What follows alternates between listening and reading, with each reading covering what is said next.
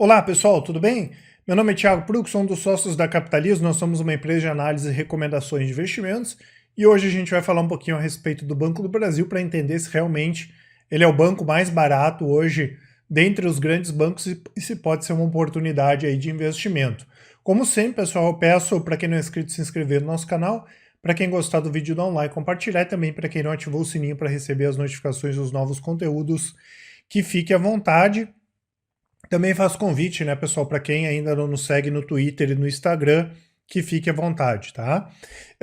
Eu fiz um vídeo na semana passada falando a respeito dos grandes bancos e eu vi um comentário de uma pessoa que era mais ou menos assim: ah, o melhor para comprar agora é o Banco do Brasil, porque ele tem os múltiplos mais descontados. E é verdade, né, pessoal? Quando a gente pega, por exemplo, aqui o PL e o PVP, o PL do Banco do Brasil é 5,6 vezes e o PVP do Banco do Brasil 0,9, né? Então ele opera abaixo ainda do valor patrimonial. Claro que a gente não vai olhar só para esses indicadores para tomar a decisão, mas eles são bacanas para ser utilizados, principalmente em análises comparativas com outras empresas do mesmo setor ou com a própria empresa, né? Pô, será que o PL e o PVP dela, do banco, de determinada empresa, está acima ou está abaixo?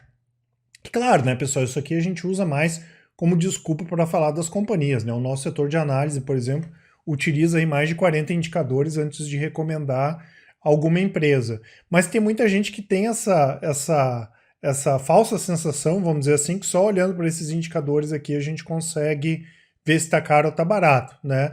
Claro que a partir disso aqui a gente consegue identificar e tentar entender se é simplesmente uma questão de mercado ou se realmente, né, tem alguma coisa que o mercado não viu, né, e que acabe sendo uma oportunidade aí para a gente comprar esses ativos que estão mais descontados, né? E quando a gente olha aqui, já pegando um histórico aqui, no caso desde 2014, na linha azul aqui nós temos o Itaú, que normalmente é o mais bem precificado, né, justamente por ser o melhor banco.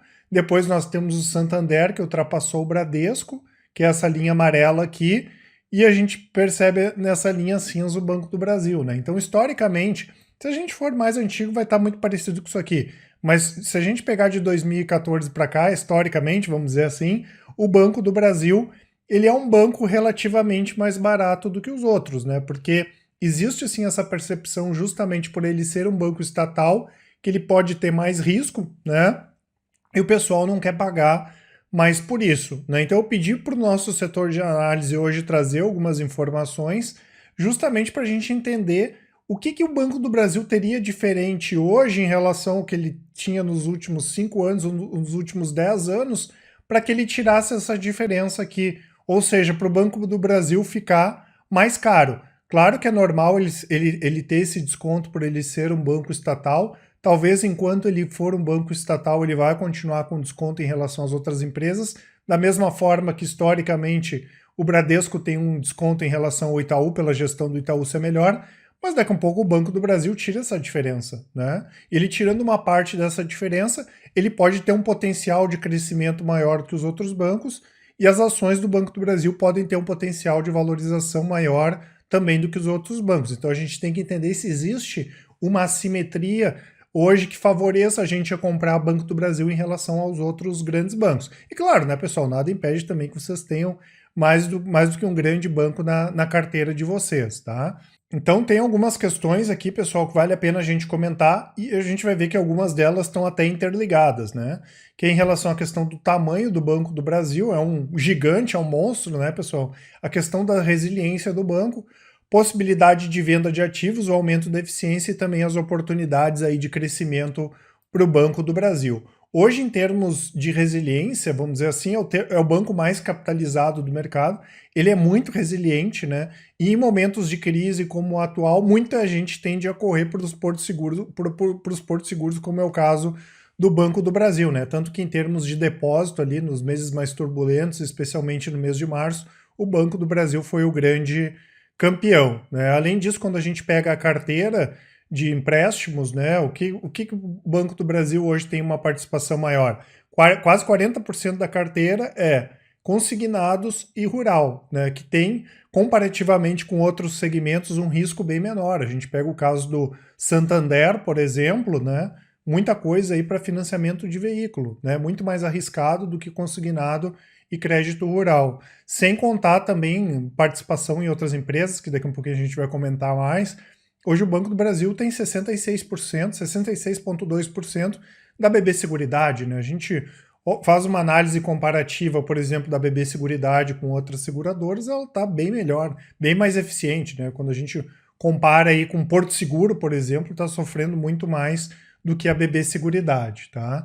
Tem uma possibilidade também de venda de ativos, né, pessoal? Não sei se vocês viram, mas saiu uma reportagem bem interessante falando a respeito do Banco do Brasil, que eles vão devolver 19 de 35 edifícios de escritório do país, e aí lá na reportagem estava falando que o banco ia ter que gastar, acho que em torno de 500 milhões para conseguir fazer essa adaptação, mas mesmo assim a economia nos próximos 12 anos seria em torno aí de 1,7 bilhão, né?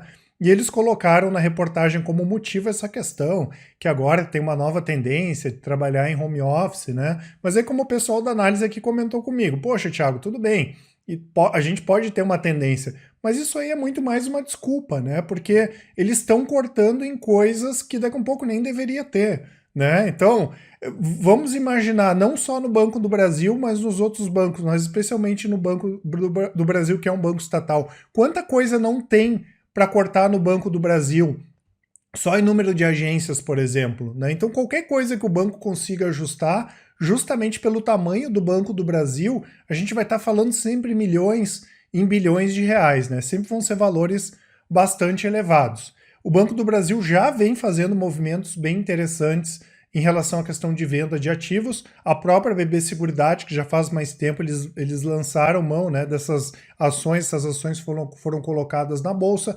Recentemente eles venderam a participação que eles tinham na Enel Energia, venderam a participação que eles tinham no IRB, por sinal fizeram uma baita venda no IRB, né, porque isso não é estratégico do Banco do Brasil, para o Banco do Brasil. Para vocês terem uma ideia, o Banco do Brasil tem participação em outros ativos que não são estratégicos, como o Banco da Patagônia. Eles têm participação na Kepler Weber, que é aquela empresa de silos, que inclusive tem ações na Bolsa também, tem em torno de 18% da Kepler Weber. Por que eles tinham participação na Neo Energia? Por que eles têm participação na Kepler Weber, né? Fora que eles só não embolsaram em torno de 2 bilhões de reais da venda que eles têm da participação no Banco Votorantim porque veio a crise, né? Porque já tinham até protocolado o IPO na CVM, né? E muito provavelmente quando o mercado estabilizar, eles devam voltar com esse IPO também. Então olha só aqui, né? Quanta coisa eles não têm para ajustar. Isso a gente está falando de 2, 3, 4, 5 bilhões de reais para cima, né? Isso pro curto prazo, né? Imagina quanta coisa não tem como ajustar isso ao longo do tempo, né?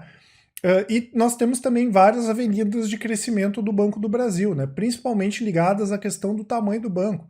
Hoje o Banco do Brasil tem mais de 70 milhões de clientes, e desses 70 milhões de clientes, em torno aí de 6 milhões de clientes são aqueles que a gente chama de encarteirados, que foi feita uma análise de perfil do cliente e foi oferecido algum produto para ele, né? E por incrível que pareça, melhorou bastante, né? Porque de 2015 para 2016, se não me falha a memória, esse número é em torno de 3 milhões. E tem 70 milhões. Claro que existe um movimento hoje de desbancarização, procura de corretoras, né, fintechs, mas existe um contingente enorme de pessoas que nem bancarizadas elas estão, né? E são pessoas que não vão abrir uma conta numa fintech ou vão abrir uma conta numa corretora, elas querem continuar lá no Banco do Brasil, né? Então, existe sim esse público, e esse público é um público bem grande, e o Banco do Brasil pode vender mais produtos, pode vender mais serviços para esses clientes. E além disso, pessoal, uma coisa muito diferente que o Banco do Brasil vem fazendo aí nos últimos anos, e aí a gente pega um período mais de 2015, 2016 para cá, essa questão de parcerias, né? Recentemente, o Banco do Brasil fechou uma parceria com o UBS. Ainda faltam alguns detalhes, claro, falta a aprovação do Banco Central, mas já é um passo bem diferente que o Banco do Brasil está dando, né?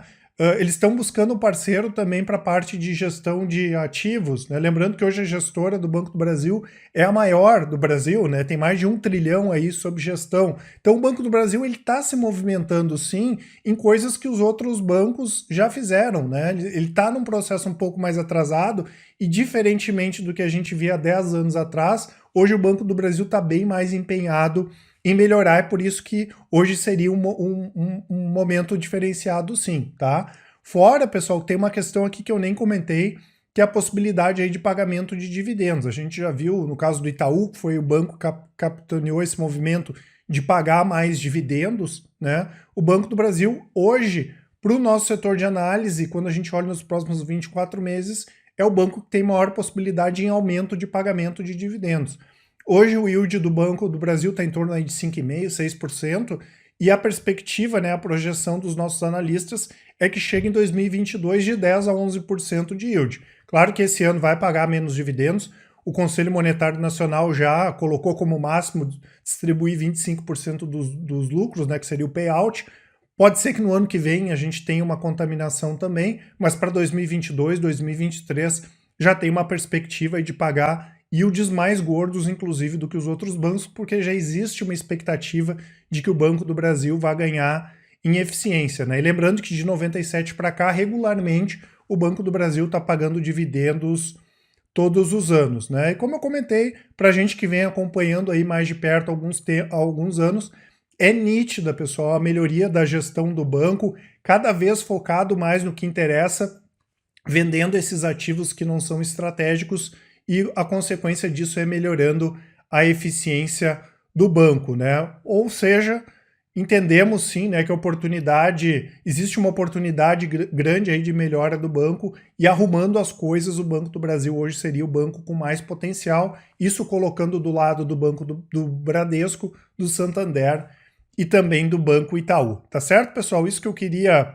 passar para vocês, né? Como sempre eu vou deixar aqui, para quem quiser conhecer mais a respeito dos nossos produtos de recomendações, nós temos o Top Fundos, que são as recomendações de fundos de investimento, incluindo fundos imobiliários, o Invista em Ações, que são as recomendações de ações com foco no longo prazo, o Carteiras Capitalizo, que é para quem quer montar carteira diversificada, com renda fixa, tesouro direto, fundos imobiliários e ações para longo prazo, o Full Trader, que é o nosso produto de recomendações de médio e curto prazo, mas que também tem as recomendações do Invista em Ações. Então é um produto completo para quem quer especular e investir, e o Capitalizo Completo, né, que é a junção de todos os nossos produtos com desconto bem bacana. Vou deixar também aqui a parte dos relatórios grátis, dos conteúdos grátis, blog, canal do Telegram, e-books, relatórios grátis, vídeos, podcast, além de todos os nossos contatos, pessoal, para quem quiser mandar um e-mail, nos chamar no WhatsApp ou dar uma ligada para a gente aí para bater um papo. Um abraço a todos e até mais.